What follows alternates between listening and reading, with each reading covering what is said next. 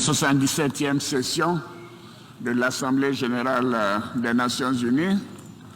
Excellences, Mesdames et Messieurs les chefs d'État et de gouvernement, Monsieur Antonio Guterres, secrétaire général des Nations unies, Excellences, Mesdames et Messieurs, honorables délégués, Monsieur le Président, je voudrais tout d'abord vous féliciter pour votre brillante élection à la présidence de la 77e session de l'Assemblée générale des Nations unies.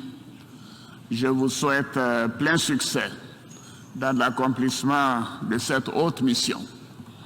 Je tiens également à adresser mes sincères félicitations à votre prédécesseur, M. Abdullah Chahid, pour son leadership remarquable et sa gestion efficace de nos travaux lors de la session écoulée. Monsieur le Président, ces initiatives louables dans un contexte difficile, marqué notamment par la pandémie de la COVID-19, ont permis d'entretenir l'espoir en un meilleur avenir. Je voudrais rendre un vibrant hommage à M. Antonio Guterres, secrétaire général des Nations unies, et l'assurer du plein soutien de mon pays à ses efforts inlassables visant à renforcer le rôle de notre organisation commune dans la réalisation des objectifs que nous nous sommes fixés.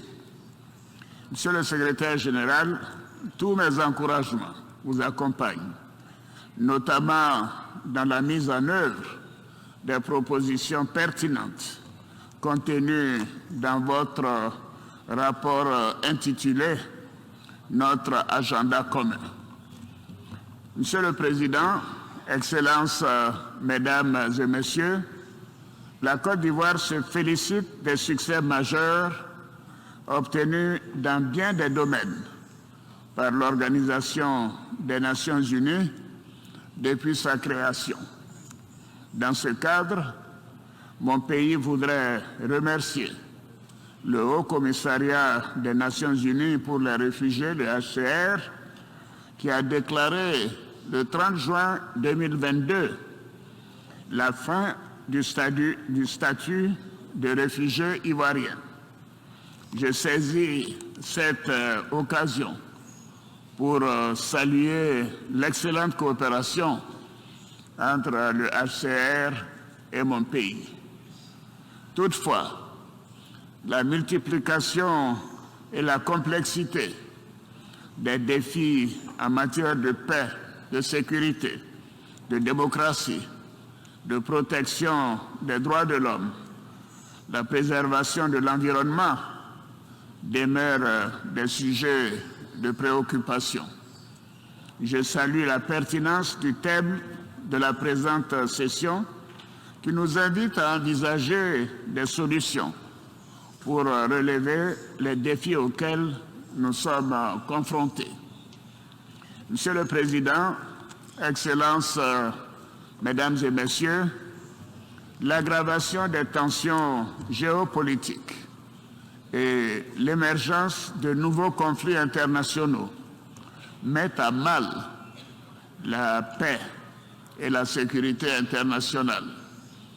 La guerre en Ukraine vient de nous rappeler que la paix est une quête permanente qu'il est impérieux de poursuivre sans relâche.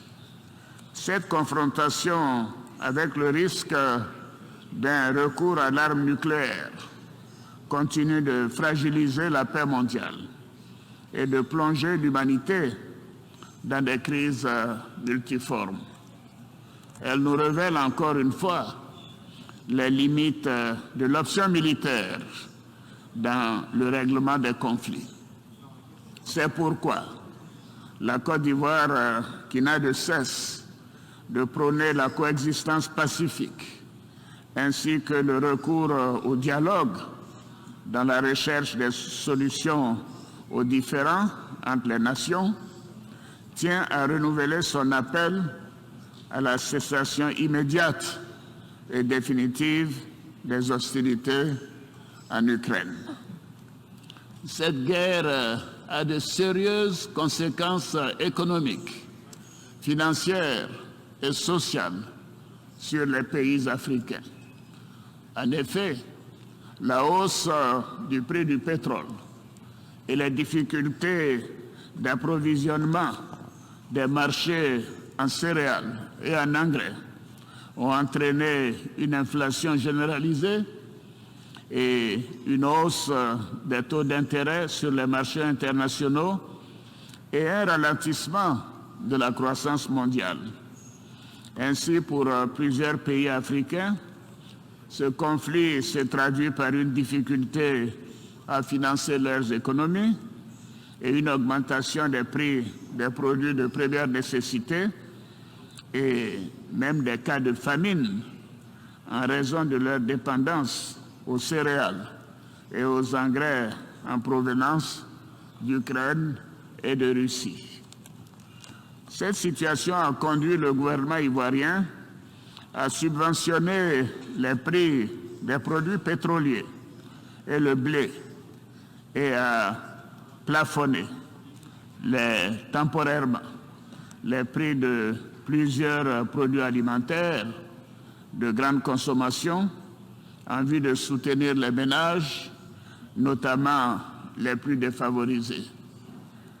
Je salue la signature à Istanbul le 22 juillet 2022 sous l'égide des Nations Unies et de la Turquie de l'accord sur la sortie du blé ukrainien. Nous regrettons cependant que seulement 17% du blé exporté d'Ukraine depuis cette date ait été réservé aux pays africains. Face à ce constat, la Côte d'Ivoire demande à nouveau que la priorité soit accordée à l'Afrique dans l'application de l'accord d'Istanbul. Par ailleurs, nous lançons un appel pressant aux institutions financières internationales et aux partenaires au développement de l'Afrique en vue de mobiliser les ressources nécessaires pour soutenir les pays les plus fragiles afin de faire face aux effets multiformes du conflit en Ukraine. Monsieur le Président, Excellences, Mesdames et Messieurs, les opérations de maintien de la paix des Nations Unies représentent la manifestation tangible de notre action collective au service de la paix dans les pays victimes de conflits. La Côte d'Ivoire, qui a abrité l'une des plus importantes opérations de maintien de la paix des Nations Unies en Afrique, mesure à sa juste valeur le sacrifice consenti par les pays contributeurs de troupes afin de permettre le retour de la paix et de faciliter la reconstruction post-conflit. C'est fort du succès de l'opération des Nations Unies en Côte d'Ivoire, qui s'appelait l'ONUCI, et de notre foi aux valeurs de la Charte des Nations Unies, que mon pays a décidé de participer activement aux opérations de maintien, aux opérations de paix des Nations Unies, comme je l'ai déclaré devant le Conseil de sécurité en décembre 2018. Je me réjouis à cet égard de la participation de la Côte d'Ivoire à la mission multidimensionnelle intégrée des Nations Unies pour la stabilisation au Mali, la MINUSMA, et à la mission des Nations Unies en République centrafricaine, la MINURCA. Et je salue le professionnalisme des contingents ivoiriens déployés dans ces opérations. je m'incline devant la mémoire des soldats ivoiriens morts pour servir la cause de la paix dans le pays frère du Mali, qui a résolument besoin de l'engagement de tous à ses côtés dans sa lutte contre les groupes terroristes armés. Malheureusement, dans ce contexte de lutte contre le terrorisme, 46 soldats ivoiriens déployés en qualité de 8e détachement de l'élément de soutien national, NSE, au sein de la MINUSMA au Mali, ils sont injustement détenus depuis le 10 juillet 2022.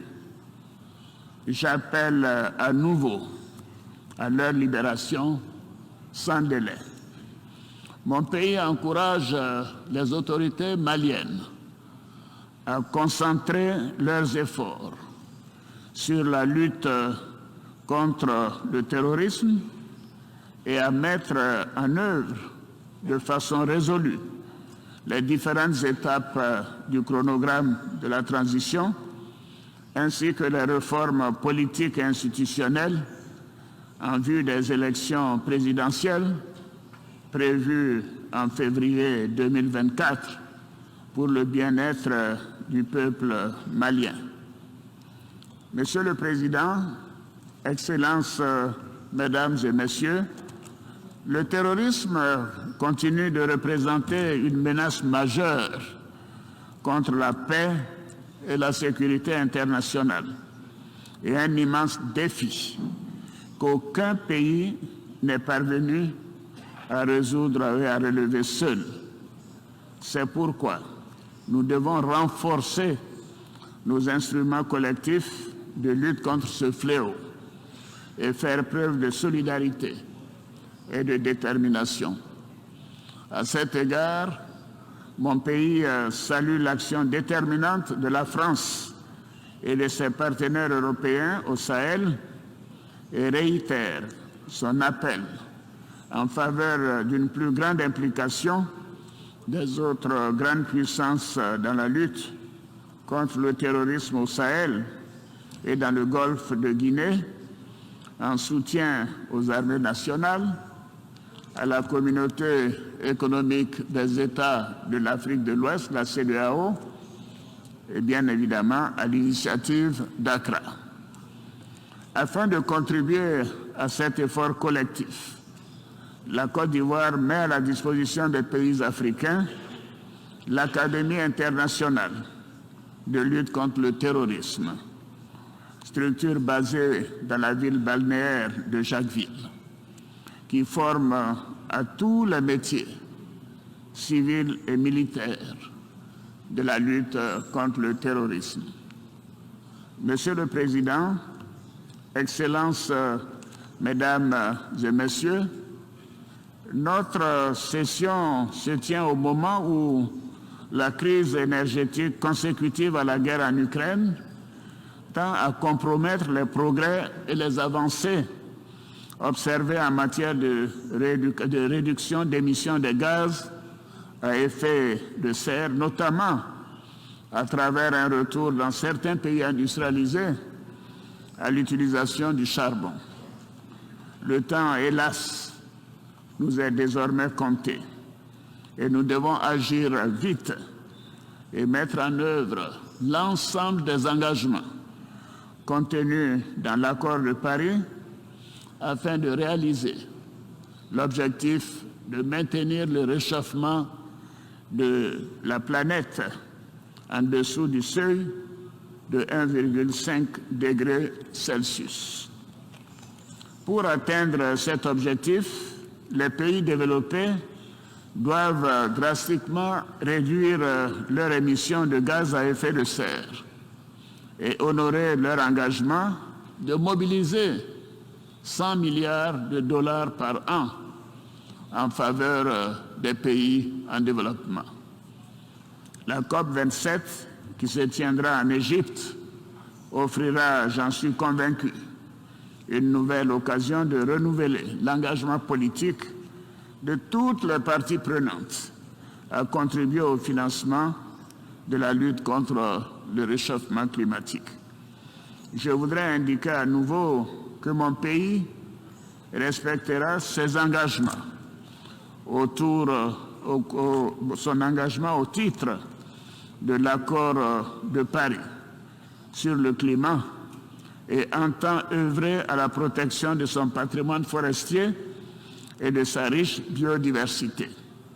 C'est tout le sens de l'initiative d'Abidjan, Abidjan Legacy Programme, lancée à l'occasion de la 15e conférence des parties de la Convention des Nations Unies pour la lutte contre la désertification, la COP 15, que la Côte d'Ivoire a eu l'honneur d'abriter du 9 au 20 mai 2022.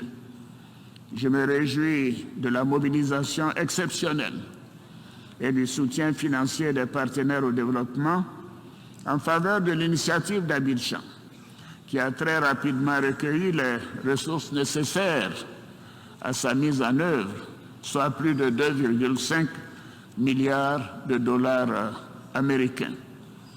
Monsieur le Président, Excellences, Mesdames et Messieurs, aujourd'hui, plus que jamais, l'humanité a un moment charnière de son avenir.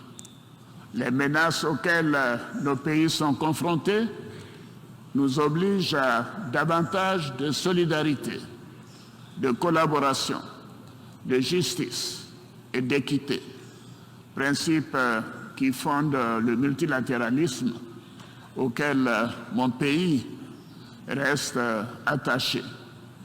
C'est dans cet esprit que la Côte d'Ivoire appelle à une réforme en profondeur du Conseil de sécurité des Nations Unies, au sein duquel l'Afrique trouverait sa juste place. Je vous remercie, Excellences, Mesdames et Messieurs, de votre aimable attention. On behalf of the General Assembly, I wish to thank the President of the Republic of Côte d'Ivoire for the statement just made.